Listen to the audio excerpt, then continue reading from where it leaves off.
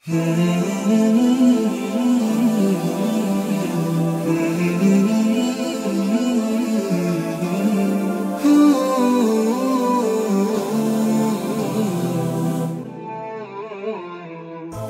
يجدد في المدى. Bismillahirrahmanirrahim. Assalatu wassalam ala asyrafis salin wa ala alihi wa sahbihi ajma'in. Amma ba'd. Assalamualaikum warahmatullahi wabarakatuh. Mga kapatid Islam, alhamdulillah nandito naman po tayo para magbigay ng Islamikong pagpapayo patungkol ito sa pag-iingat. Opo mga kapatid, ang pag-iingat ay isa sa mga tinuturo ng Islam, lalo na ingatan natin ang ating relihiyon, ingatan natin ang ating sarili, at ingatan natin ang ating mga kayamanan. Bagkus binigyan talaga ng halaga ang pag-iingat sa relihiyon ni Allah subhanahu wa ta'ala. Kasi nga hindi dapat tayo mapunta sa kalituhan o kaya mapunta sa kaligawan. Ang itinuturo lamang ng Islam ay patungo sa landas kung saan napakalinaw ang patutunguhan. Kaya mayroong isang hadith nga dito si Prophet Muhammad SAW. Ang hadith na ito ay kasama sa 40 Nawawi. Yung mga 40 kung saan si Imam Nawawi isinulat niya ito. Kasi ang 40 hadith ay parang summarize na yan siya. Summarize ang mga batas ng relihiyong Islam. Sabi dito, inulat ni Ibnu Abbas radhiyallahu anhu nga kuntu rakiba khalfa Rasulullah SAW. Umangkas siya dati sa bandang likuran ng Propeta Muhammad SAW. Faqala lahu Rasulullah, ya gulam, inni muallimuka kalimat. Sabi dito, sa sinabi ng mahal natin Propeta Salam, o bata, tunay na tuturuan kita ng mga kataga. Ihfadillahi yahfadka. Ihfadillaha tajid tajahak. Wa idha sa'alta fas'alillah.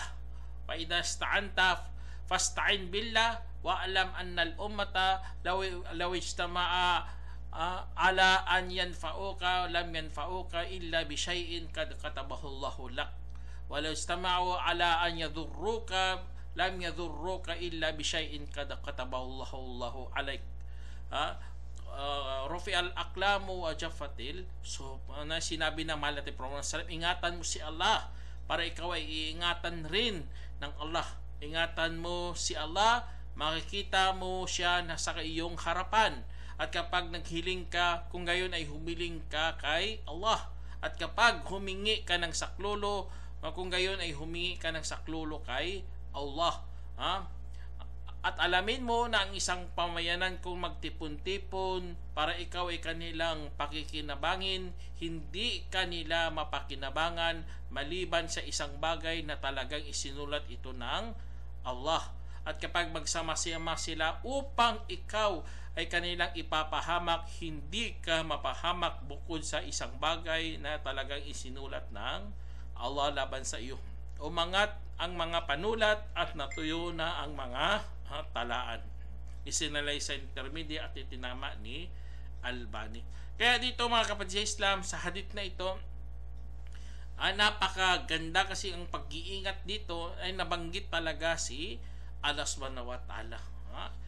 Ingatan natin ang mga batas ng Allah. Itong tinutukoy dito kasi nga mga ipinagkatiwala na yan ng Allah at tanda yan ng Allah subhanahu wa ta'ala na nandyan siya ang kanyang batas. Ang batas na yan ay nagpapakita na ang Allah ay marunong at maalam. Kasi nga napakasakdal ng mga batas ng Allah, napakaganap, angkop sa lahat ng oras at mga uri ng tao. Kasi ganun ang hangganan ng Allah. Tinuro niya, hindi tayo pinabayaan mga kapatid. Ang kailangan lang sa atin ay ingatan natin ang mga hangganan at karapatan at mga utos ng Allah subhanahu wa ta'ala. Yun ang ating dapat gampanan natin ang ating tungkulin bilang isang mga alipin ni Allah. Tanggapin natin yan. Ang iba kasi ayaw nila maging alipin. Alipin, kaya anong gagawin mo? Katingnan mo. Ang lakas mo kung kukunin ng Allah, wala ka talagang magagawa. O kaya ang utak mo, kung tanggalan lang ng isang nerves lang dyan sa sa likod mo, subhanallah, hindi mo magalaw-galaw ang iyong mga kamay, braso, kamay, paa, ano pa dyan. Ganun na ganun, mga kapatid. Kaya tayo, binigyan pa tayo ng pagkakataon ng Allah. May oras pa tayo. Kaya gampanan natin ang pag-iingat ni Allah subhanahu wa ta'ala. Sundin natin ang Allah. Kasi nga, ang Allah subhanahu wa ta'ala nagbigay din ng pag-iingat sa atin sa totoo lang. Ayaw niya tayong maligaw. Nilagyan tayo ng mga batas. Katulad ng sinabi ng Allah subhanahu wa ta'ala dito, "Dhahada ma tu'aduna likulli awabin hafidh man khashya ar-rahmana bil ghaib wa jaa biqalbin munib." Ang sinabi ng Allah subhanahu wa ta'ala, ito ang ipinangangako sa inyo sa bawat nagbabalik loob na nag-iingat, at ang sino mang natatakot sa mahabaging Allah sa hindi nakikita at dumating na may pusong nagbabalik loob. Allah, tingnan niyo mga kapatid, ganun na ganun mga kapatid. Ang ipinangako ng Allah subhanahu wa ta'ala, papasukin tayo sa paraiso at ilayo tayo sa parusa ng Allah. Kasi nga ang mga pinangako ng Allah subhanahu wa ta'ala ay talagang tutuparin ng Allah. Hindi katulad ng mga politiko sa atin, nangangako ngunit ipinapako. Ang Allah ay kapag mangako ay gawing talaga ng Allah subhanahu wa ta'ala. Kaya ganoon na mga kapatid, kailangan ingatan natin ang mga utos ng Allah subhanahu wa ta'ala. Pangalagaan natin, alhamdulillah, katulad ngayon Ramadan. Gumigising talaga tayo sa sahur, para kumain lang ng sahur mga kapatid. Kasi nga mayroon tayong hangad at mayroon tayong paniniwala na kaya natin ilampasan ang mga batas ng Allah subhanahu wa ta'ala. Allahu Akbar. Kaya magalak ka na ikaw ay kabilang sa mga merong pananampalataya. Kasi nga kung ginampanan mo yan, Allahu Akbar, mapasayo ang tinatawag na khaluf. Ibig sabihin, ang mabangong hininga na kay Allah ay parang musk ang bango. Subhanallah. At ito pa mga kapatid, sabi ng Allah, "Wahafidhu ala salawati wa salatil wusta wa qumu lillahi qanitin." Sinabi ng Allah subhanahu wa ta'ala, ingatan ninyo ang mga pagdarasal at ang panggitnang pagdasal. At tumayo kayo sa Allah ng may masunurin. Allahu Akbar. Tingnan nyo. Ingatan ang mga sala. Yun ang pag-iingat natin mga kapatid, dahil utos yan ng Allah. Hindi tayo mga panatiko. Mga panatiko kasi iniingatan nilang kanilang maribulto, iniingatan kanilang paniniwala na wala namang basihan. Wala namang patunay na ibinaba si Allah subhanahu wa ta'ala. Kaya alhamdulillah tayo pinaghawakan, iniingatan natin mga batas. Kasi utos tingnan nyo, ingatan ninyo, sabi ng Allah. Kaya tayo nagsasala talaga ng 5 times a day. Lalo na nagsasala tayo ng asar. Hindi natin yan kinakalimutan dahil sa trabaho. Kahit abala tayo sa trabaho, nagsasala talaga tayo ng asar. Kasi nga utos ng Allah. Utos niya na ingatan natin. Allahu Akbar. Kaya ingatan natin mga kapatid. Bigyan talaga ng halaga. Bigyan talaga ng bigyan talaga ng oras. Ganun tayo mag-ingat mga kapatid sa mga sagradong utos ng Allah subhanahu wa ta'ala. Kaya dahil doon mga kapatid, lalo ng Quran, ang Allah mismo ang nagpababa dyan. Utos talaga ng Allah subhanahu wa ta'ala na sundin ang Quran mga kapatid. Kaya ang ng Allah subhanahu wa ta'ala, isa sa mga ng Allah subhanahu wa ta'ala mga kapatid, kasi alam naman natin na ibinaba yan na merong pagpapala. Sabi ng Allah subhanahu wa ta'ala, "Wa hada kitabun anzalnahu mubarakum musaddiqul ladhi musaddiqul ladhi bayna yadayhi wal tundira ummal qura wa man hawlaha walladhina yu'minuna bil akhirati wa yu'minuna bihi wa hum ala salatihim yuhafidun. Sinabi ng Allah subhanahu wa ta'ala, ito ang kasulatan na ibinaba bilang pagpapala na nagpapatunay sa yaong nauna roon at upang ipagbabala sa inang bayan at nasa napaligiran nito at mga yaong naniniwala sa huling araw at naniwala rito at sila sa pagkanilang pagdarasal ay iniingatan. Kaya iniingatan natin ang ating pagdarasal.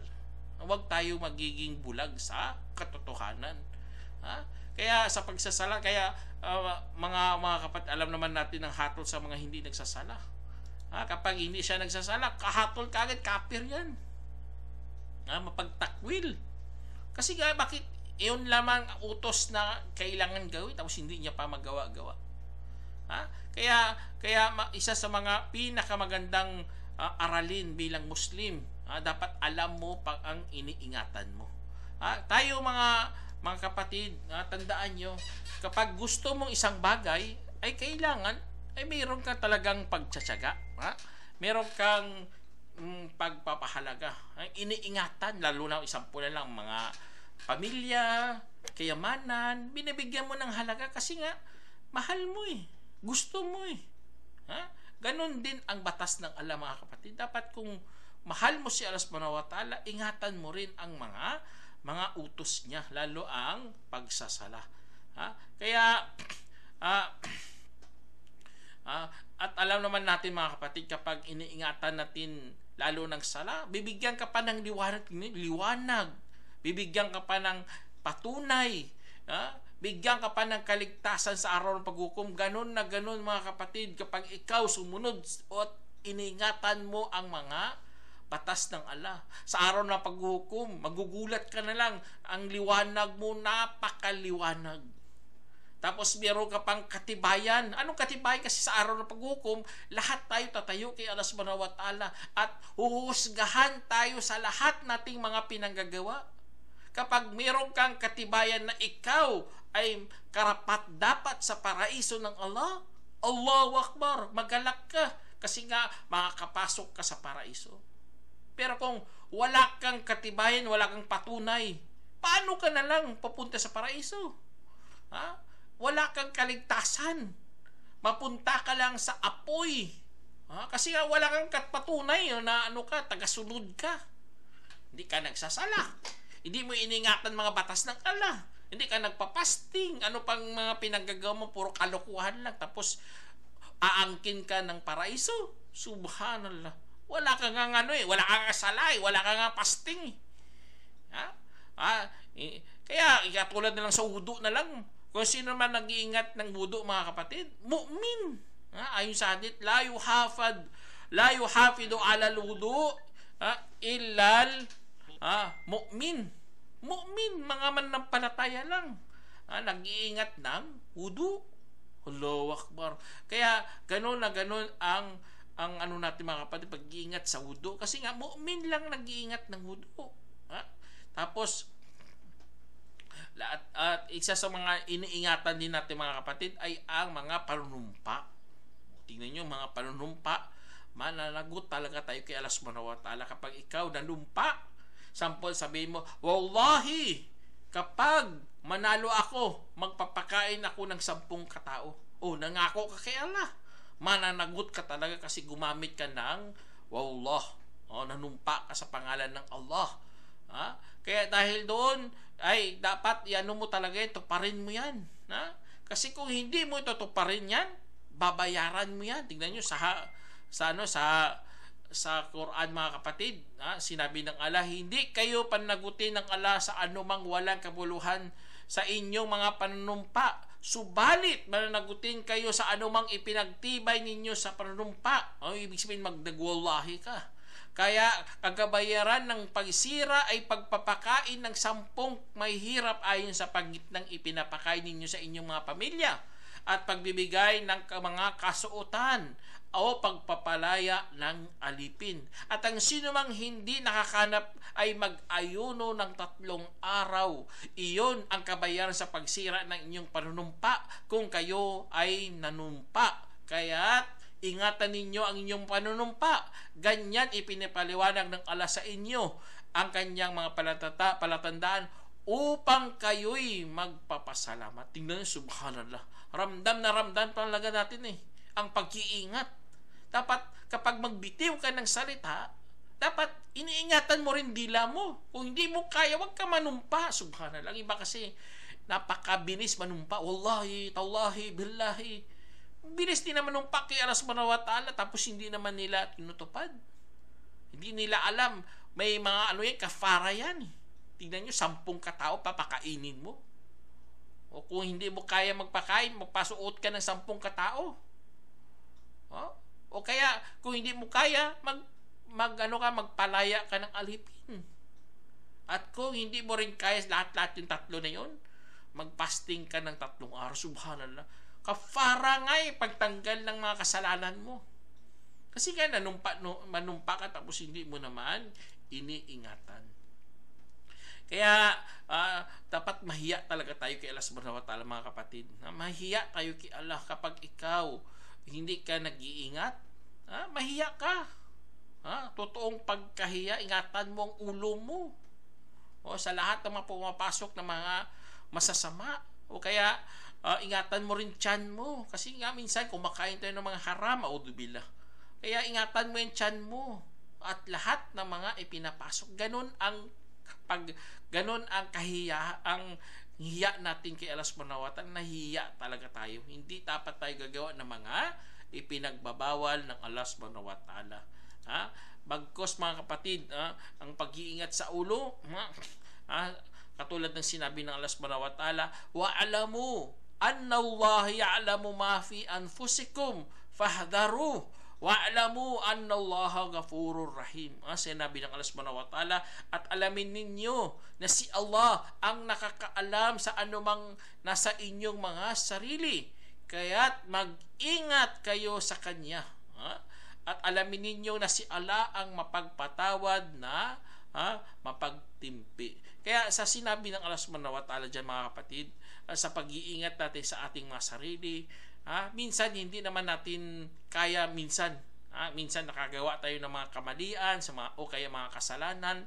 Ngunit isa sa mga pag-iingat din sa kasalanan, mga kapatid, sa paggawa ng kasalanan, huwag kalimutan magbalik loob talaga kay Allah. Humingi ng kapatawaran. Kapag ikaw nadapa, bumangon ka. Kaya maglinis ka. Ganun ang mga Muslim. Inaalala nila si Allah subhanahu wa ta'ala kapag sila'y nakakasala at nagbabalik loob. Yun ang kagandahan ng pag-aaral natin ng tauhid. Kasi sa tauhid, doon natin malalaman ang Allah subhanahu wa ta'ala ay mapagpatawad na mapagtimpi. Kasi nga dito sa mundo tayo, yun ang pagpapala ng Allah. Binibigyan talaga tayo ng pag-asa na magbalik loob kay Allah subhanahu wa ta'ala. At mga dila natin, mga kapatid, ingatan mo yan. Kasi nga mayroong sinabi si Allah dito, wala takfu ma laysa laka bihi ilm, inna sam'a wal absara inna sam'a wal basara wal fuada kullu ulaika kana anhu mas'ula. Sinabi ng Allah subhanahu wa ta'ala, at huwag mong sundan ang anumang wala ka namang kaalaman. Katotohanan, ang pandinig, ang paningin at ang puso, lahat ng mga ito ay mananagot o kaya tatanungin. Kaya lahat yun tatanungin, mga kapatid. Kaya ingatan mo yan, huwag kang magsalita ng mga wala namang patunay. Ang iba kasi subhanang bilis magbigay ng mga patwa, mamaliin pang iba, o kaya itatama na wala naman siyang pinag-aralan, wala naman siyang ang bahid na meron siyang kaalaman. Mali yan, mga kapatid. Dapat mag-ingat ka. Mag-ingat ka, mga kapatid, sa mga lumalabas sa iyong dila. Kaya isa sa mga mga kapatid, na mga turo sa atin, yun ang mga mga ang lalo na ingatan mo rin ang iyong tinatawag na dangal. Allahu Akbar. Kaya sa Islam, hindi ka pwede magbintang eh. Bintangan mo siya ng ganito. Bawal na bawal yan. Binapalo nga yan eh. Ha? Kasi nga, pagbibintang sa karangalan ng tao. Ha? Kaya sa Islam, ingatan mo yan mga kapatid kasi mayroong hadith dito na inulat ni Ibn Sa'ad na sinabi ng mensahero sallallahu alaihi wasallam, man yadmanu li ma bayna lihyaihi wa ma bayna rijlaihi admanu lahul jannah. Sinabi ng Propeta sallallahu ang sino mang gumagarantiya sa akin sa pagitan ng kanyang mga panga at pagitan ng kanyang mga binti, aking iginagarantiya sa kanya ang paraiso. Allahu Akbar. Ganun na ganun ang pag-iingat natin mga kapatid sa ating mga dangal. Kasi nga, religion to eh. Hindi lang religion, bagkus lahat sakop ng religion. Ang ating pagkatao, ating pamilya, ang ating lipunan. Kasi nga, ganun kaganap ang ating reliyon sa pag-iingat mga kapatid. Ito, pasalamat talaga tayo, mga Muslim talaga tayo. Kasi nga, kung hindi ka Muslim, tingnan nyo, halos nakahubad na ang mga tao. Wala lang dangal. Pinagmamalaki pa ang kanilang mga pinanggagawang mga masasama. Proud na proud pa, ipopost pa talaga sa Facebook. Nangihikayat pa, tingnan nyo, ang kasalanan, tinatago yan kapag nilalantad mo na, nag-aanyaya ka na, katulad ka na ni Iblis.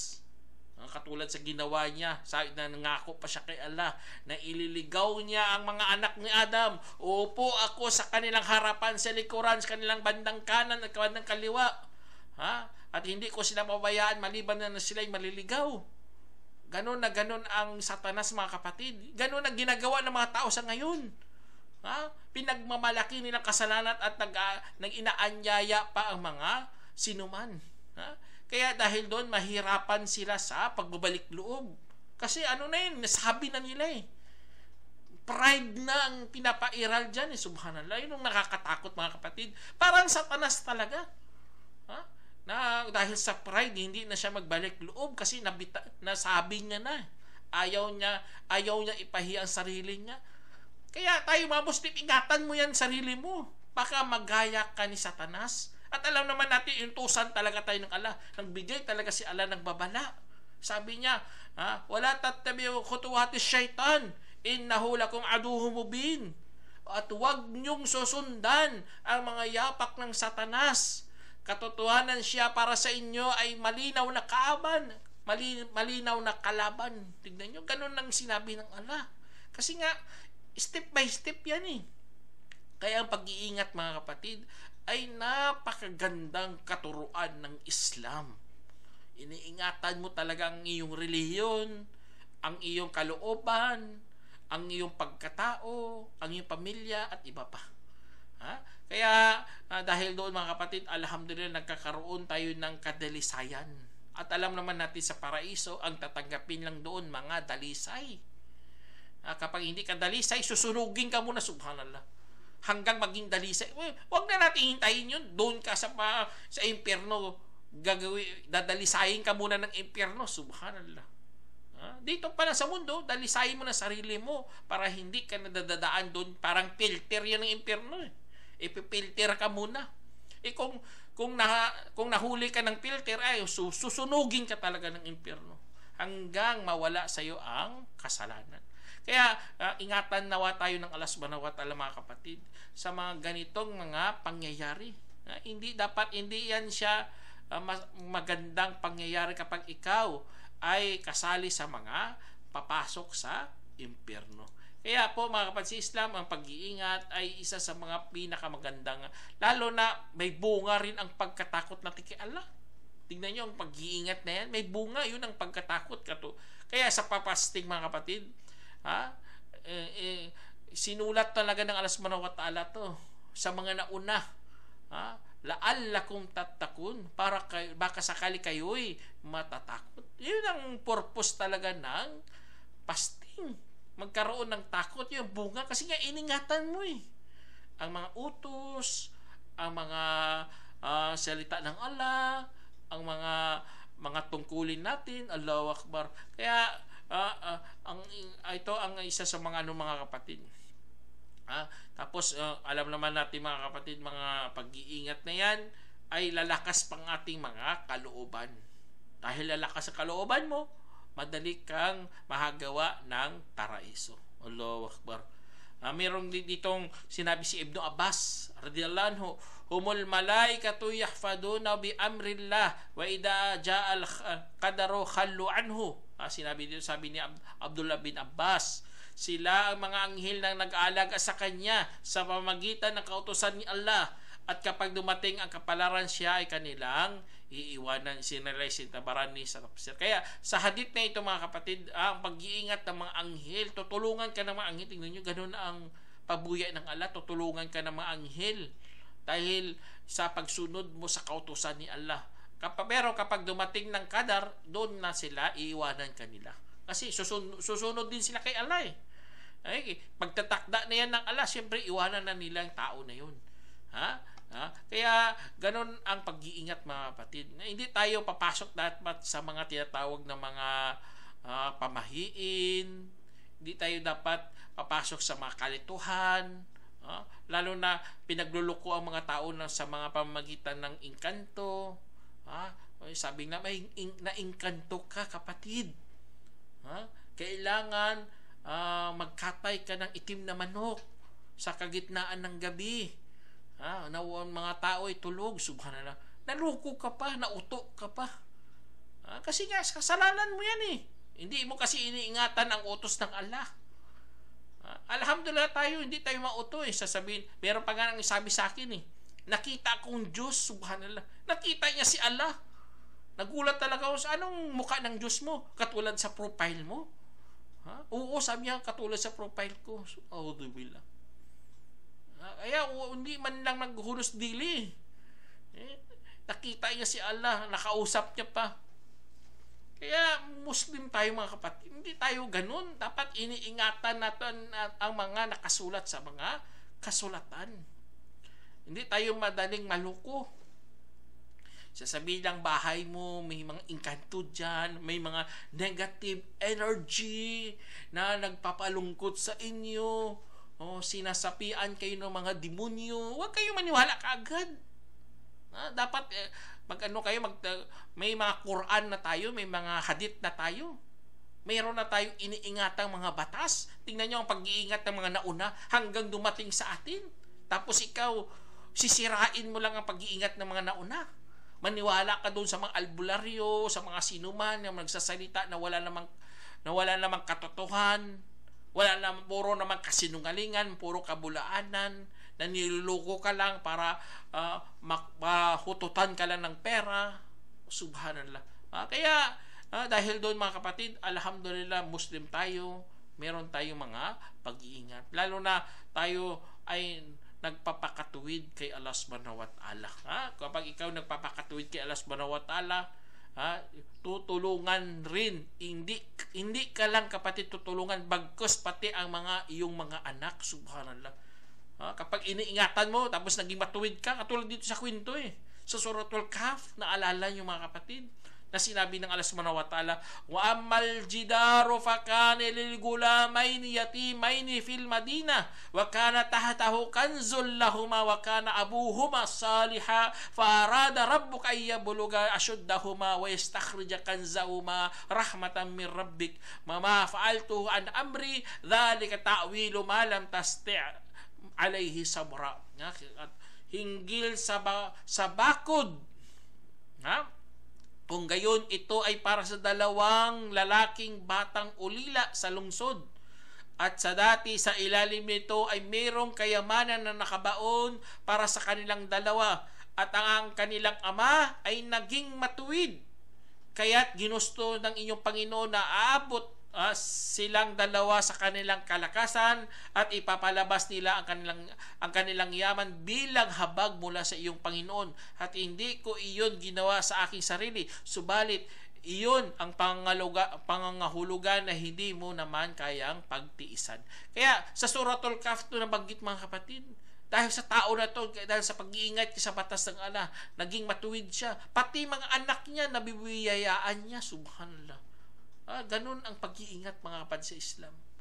Ganun ang ating bugso ng ating damdamin na kailangan gumawa talaga tayo ng pag-iingat sa ating reliyon. Kasi nga, pati pala pamilya natin mababahagian ng ating pagiging matuwid sa reliyong Islam. Allahu Akbar. Kaya dakilap ni Allah subhanahu wa ta'ala sa lahat ng kanyang mga itinuturo sa atin. Inshallah mga kapatid, meron sana kayong napulotang aral. Hanggang dito na lang. Assalamualaikum warahmatullahi wabarakatuh.